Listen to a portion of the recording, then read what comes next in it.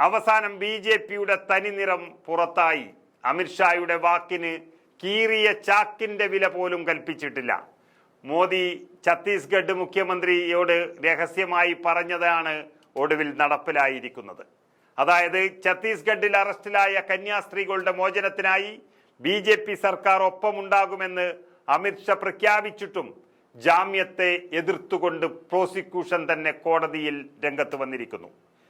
NIA കോടതിയിൽ വരെ prosecution ജാമ്യത്തെ എതിർത്തത് ബി.ജെ.പിയുടെ യഥാർത്ഥ വർഗീയ മുഖം പുറത്തു വന്നിരിക്കുകയാണ്.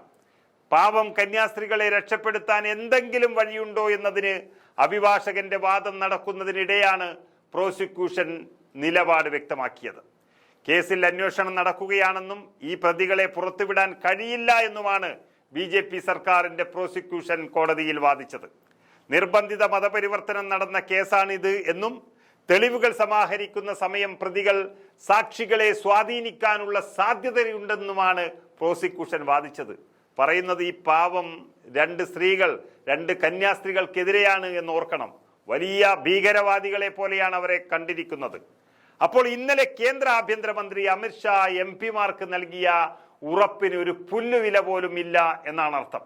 കോടതികളിൽ പ്രതികളുടെ ജാമ്യാപേക്ഷ പരിഗണിക്കുന്ന സാഹചര്യത്തിൽ പ്രോസിക്യൂഷൻ ജാമ്യാപേക്ഷയെ എതിർക്കുന്നതിന് ഉന്നയിക്കുന്ന പ്രധാന വാദമാണ് ഇന്ന് ബി.ജെ.പി. സർക്കാരിന്റെ പ്രോസിക്യൂഷനും ഉന്നയിച്ചിരിക്കുന്നത്.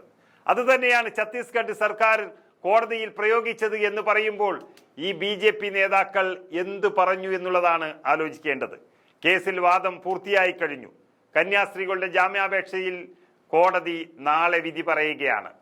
അങ്ങനെ അമിത്ഷാ ചതിച്ചതോടെ പ്രോസിക്യൂഷൻ മലക്കമറിയുകയും ചെയ്തതോടെ എന്താകും കോടതി വിധി എന്നതിൽ ആശങ്ക വന്നിരിക്കുകയാണ്.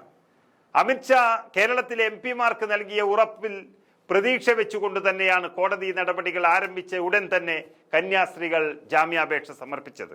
കുടുംബവും സഭാ അധികൃതരുമാണ് ജാമ്യാപേക്ഷയുമായി NIA കോടതിയെ സമീപിച്ചത്.